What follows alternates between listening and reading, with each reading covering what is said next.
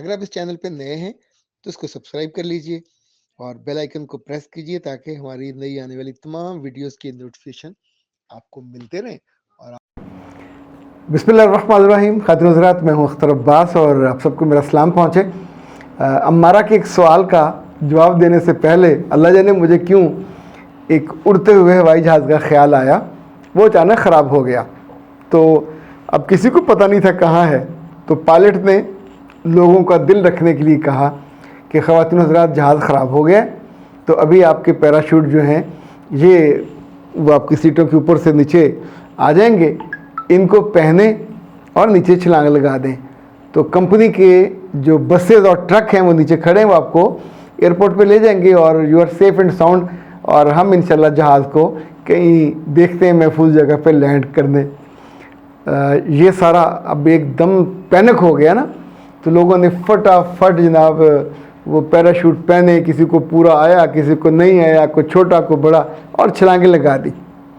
तो एक औरत ने जब पैराशूट को पहनना कोशिश की और ज़ोर लगाया तो वो गांठ जो थी वो ज़्यादा ज़ोर से लग गई। उसने शोर मचा दिया, ए नहीं खुलना, ए नहीं खुलना, झूठे झूठे में झूठ गडेरियाँ, दो तेरियाँ दो मेरियाँ। और मैनू यकीन है कि थल्ले गड्डियाँ भी कोई नहीं होनियाँ। अच्छा, ये जो ख़वातीन का माइंडसेट होता है, किसी भी लम्हे कुछ भी कह सकती हैं, आप इस पर ना उनको रोका जा सकता है ना उनका बस होता है।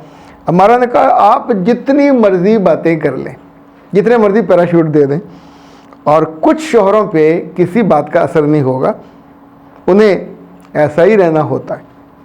जितनी भी कोशिश कर लो, ये किसी हाल में खुश नहीं होते।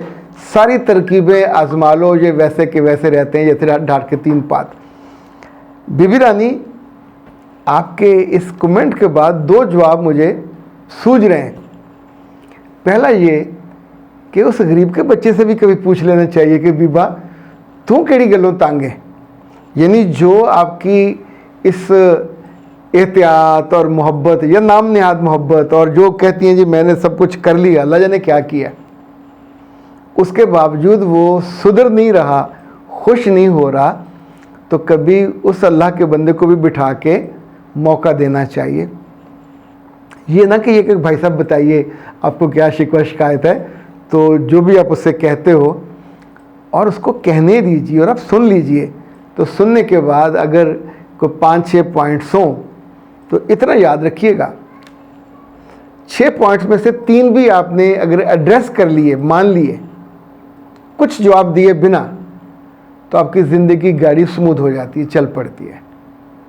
4 प्लग होते हैं गाड़ी के, एक ख़राब हो जाए तो 3 पे चलती रहती है, थोड़ी कर्र कर्र होती है लेकिन चलती रहती है, बंद नहीं होती। पर अगर आपके सारे के सारे प्लग ख़राब हों तो फिर ज़्यादा स्टार्ट भी नहीं होती।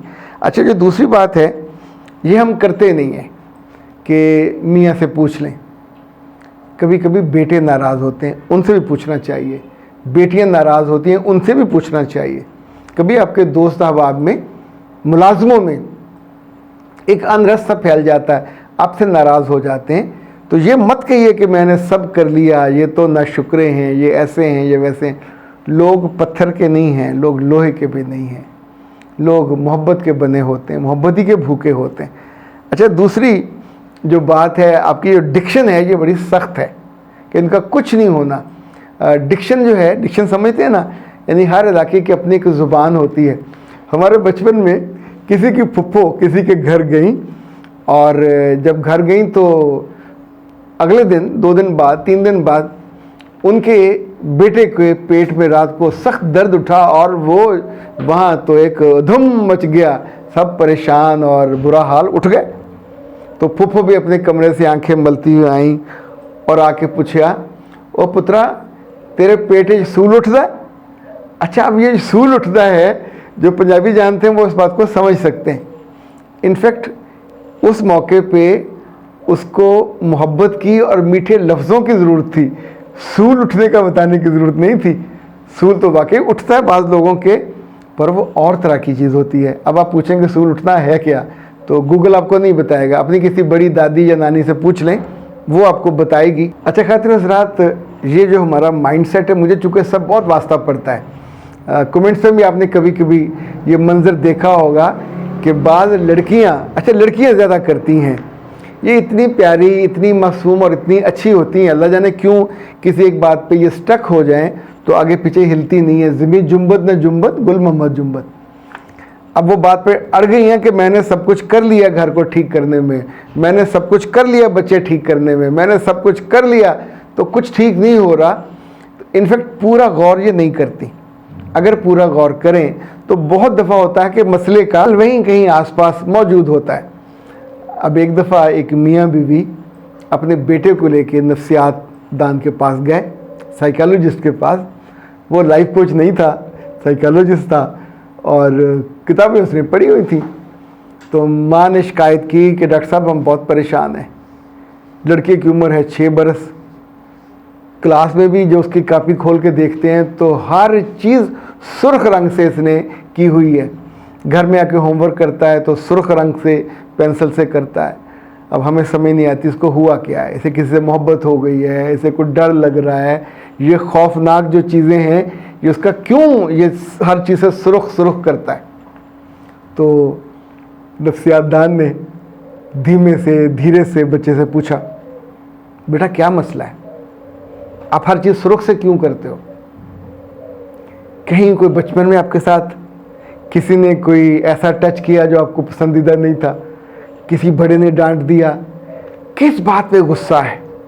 ये सुर्ख रंग जो है ये खून का रंग है, सुर्ख रंग बदले का रंग है, सुर्ख रंग बहती भावना में बह जाने का रंग है, सुर्ख रंग बदले का रंग है, और सुर्ख रंग तो गुस्से का रंग है।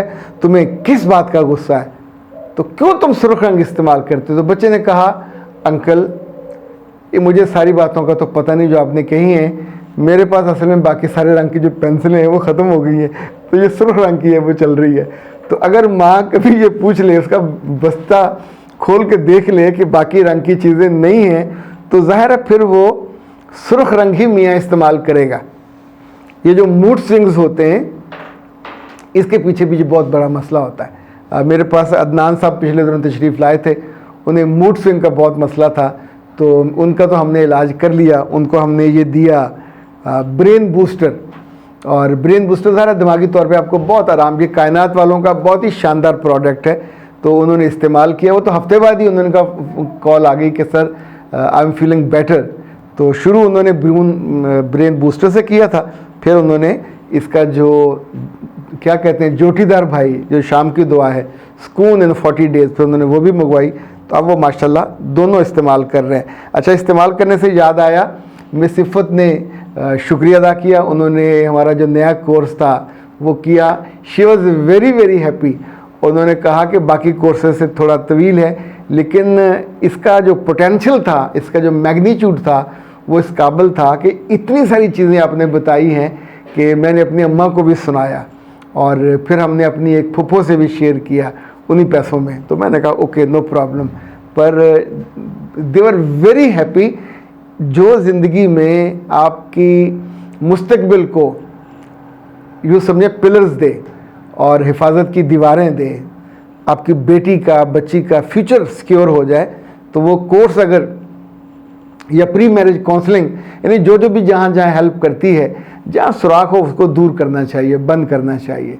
तो बेटा जी आपकी दुआ मुझ तक पहुँच गई, बहुत शुक्रिया, और सलामत रहिए। और वो सारी बच्चियाँ जिनकी शादियाँ होने वाली हैं, प्री मैरिज काउंसलिंग शादी से पहले होती है, बाद में नहीं होती, बाद में पोस्ट मैरिज होती है। इसी तौर पे ये जो है अडोरेबल गर्ल और गृहस्थी वाला, ये हर सूरत में कर लीजिए, आपके बहुत काम आने वाली चीज़ है। अख्तर अब्बास को दीजिए इजाज़त। अस्सलाम वालेकुम।